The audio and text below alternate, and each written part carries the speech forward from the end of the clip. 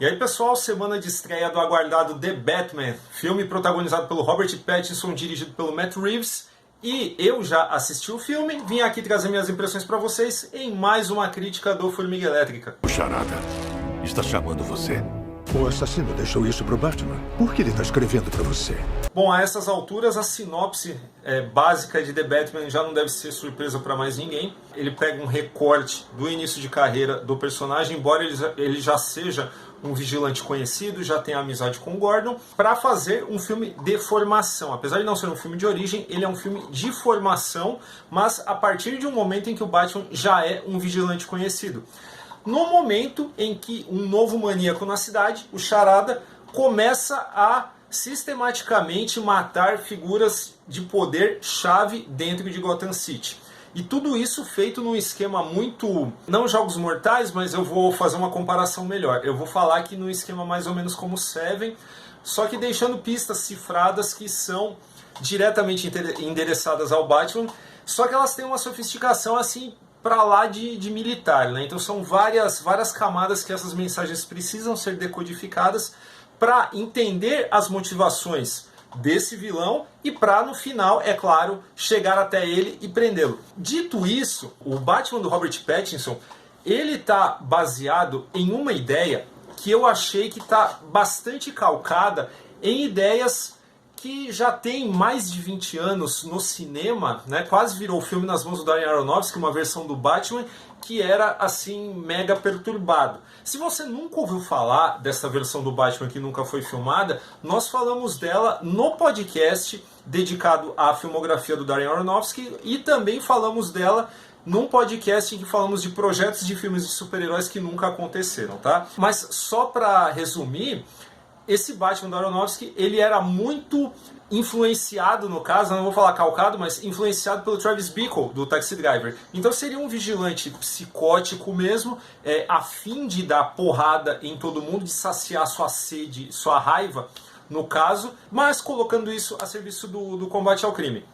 O Batman do Robert Pattinson, ele parece exatamente isso quando o filme começa. E essa pra mim foi uma abordagem muito interessante, porque o filme, primeiro que ele já tem uma fotografia do Craig Fraser, que é um cara que fez alguns trabalhos muito bacanas aí nos últimos anos, e enfim, apresentado o vilão do filme, e a gente começa a ter contato com o Bruce Wayne barra Batman, no caso já em atividade, a gente consegue enxergar similaridades com o Travis Bickle, do Taxi Driver, a gente consegue ver similaridades com o Rorschach, do Watchmen, e isso é muito legal. Isso traz o filme para um lado sombrio e para uma ambiguidade moral que é bastante agradável, agradável no sentido de, tipo, de te levar para o filme e de falar, essa é uma abordagem corajosa, vamos ver até onde isso vai.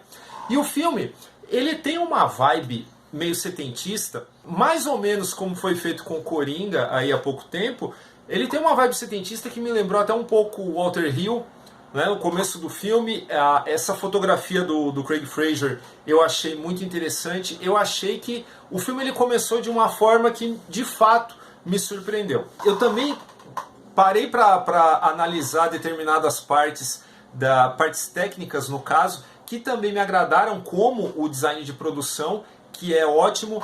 Por sinal, trabalho do James Tynion, que trabalhou com Aronofsky, né? Talvez uma coincidência aí, ele fez o design de produção do Requiem para um Sonho e do Fonte da Vida, tá? Então a gente tem essa relação mais próxima aí de novo com Aronofsky. E conforme o filme avançava, ele ia apresentando vários personagens, a gente tá falando de um filme de quase 3 horas de duração, então é coisa pra caramba. Trazendo um Bruce Wayne, um Alfred no caso, e conforme as coisas por trás ali da família Wayne vão sendo desvendadas no filme, eu percebi que eu estava diante de algo que foi muito influenciado por uma versão específica do Batman nos quadrinhos, que é a versão Terra 1.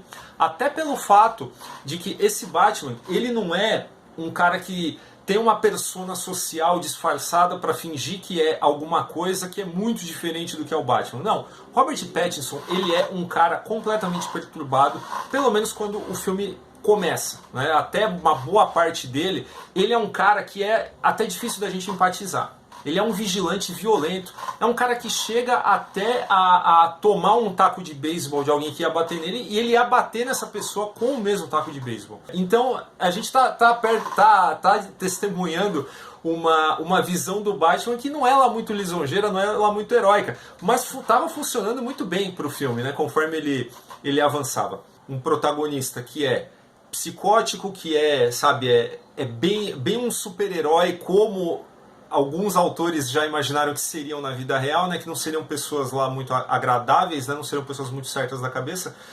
Aqui a gente tem isso, a gente tem um vilão que também está calcado num outro conceito muito bacana, que é o John Doe do Seven, até pelo fato de que todo mundo já sabe, eu não estou dando spoiler, tá? Todo mundo sabe que o Charada, quem interpreta o Paul Dano, e que em algum momento do filme ele vai mostrar o rosto. E até esse lance de você mostrar um protagonista que está encapuzado de um jeito meio sadomasoquista, e existe uma insinuação sadomasoquista nesse visual do Charada, que também é muito bacana, chama muita atenção quando ele é apresentado. E quando o Paul Dano é mostrado com a cara limpa, a gente tem aquele contraste, porque ele tem aquela cara de bonzinho, né? Tudo isso funciona muito bem perto de um Batman que é aquela máquina de bater, psicótica, que é um cara que, sabe, como o Bruce Wayne não faz o menor esforço para ser simpático com ninguém, sequer com o Alfred, né? O Andy Serkis, que está fazendo um Alfred mais casca grossa, por assim dizer. Mas, infelizmente, dada a progressão do filme, essa impressão ela foi diminuindo um pouco e foi diminuindo um pouco a minha nota. O que não desabona, não chega a cair num saldo negativo. Mas vamos lá, o que eu não gostei do filme? Primeiro, conforme o filme avançava, eu percebi que existem coisas que talvez ficassem melhor se não estivessem no filme. Como, por exemplo, Selina Kyle. Não tenho nenhum problema com a representação da Zoe Kravitz no filme, porque ela faz o que ela pode dentro daquilo que foi dado no roteiro, mas o arco dela é absolutamente fraco, na minha opinião, e um tanto clichê. Tá? Eu achei que ela foi colocada no filme de uma forma um tanto conveniente demais, ao passo que o Gordon, do Jeffrey Wright, que também é um ótimo ator, isso sem a menor sombra de dúvida, ele não tem desenvolvimento no filme, ele não tem sequer um arco, ele é somente o ajudante do Batman. Então talvez, se o filme não tivesse a Selina Kyle e desenvolvesse o Gordon, talvez nós tivéssemos aí algo um pouquinho melhor e talvez um pouco mais enxuto, que ele talvez não precisasse de quase 3 horas para rolar toda a sua narrativa. E enfim, conforme eu falei, ele é um filme de formação.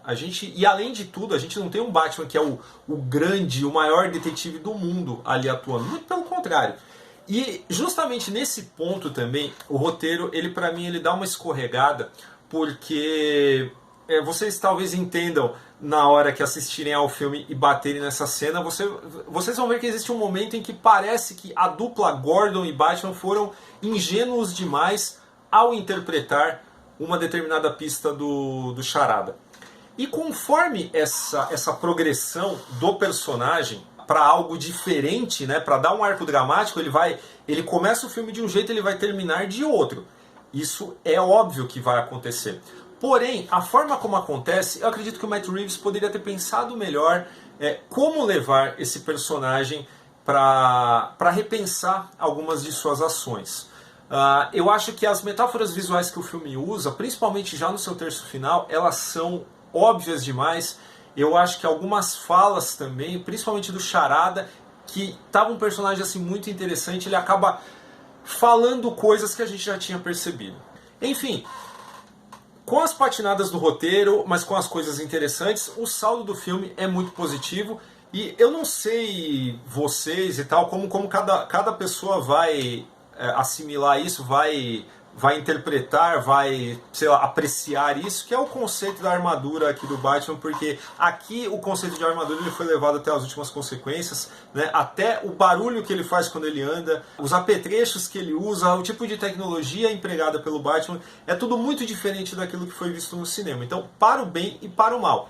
Eu não vou nem comentar as cenas que todo mundo já viu no trailer, que é o Batman no meio de saraivada de balas e ninguém pensa em dar um tiro na cabeça dele, ou, sei lá, na parte de pele ali do nariz para baixo que está visível, porque eu meio que relevei isso. tá? Foi muito bom já saber que o filme tinha isso, para ir lá e não pensar. Então eu estou tentando avaliar aqui o todo.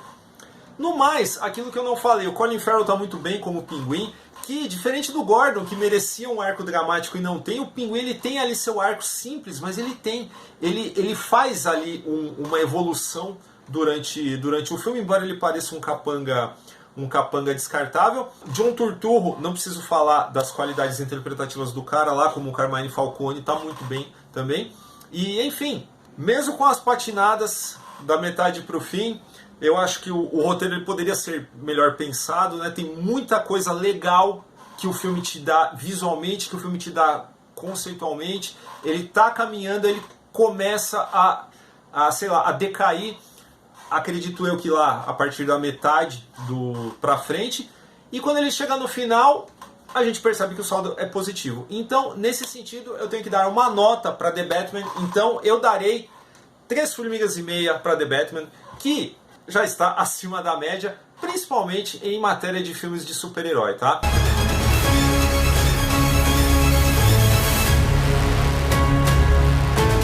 Comenta aí o que você acha, o que você espera de The Batman. Depois que você assistir, quer comentar aí também, discordar de mim, quer falar de outras coisas, tal, fica à vontade, tá? A gente está aqui para conversar sobre cinema. E não esquece que o Formiga Elétrica tem uma campanha de financiamento coletivo no Apoia-se, que é apoia.se/Formiga Elétrica. Vê se você quer ajudar a gente a crescer, aumentar nossa qualidade técnica. E além, tem muitas recompensas para apoiadores. E dá uma olhada lá que você não vai se arrepender, beleza? Fora isso, aquele rolê de sempre, dá um like aí no vídeo, se inscreve no canal para não perder nenhuma publicação aqui nossa. Ativa o sininho e é isso. A gente volta.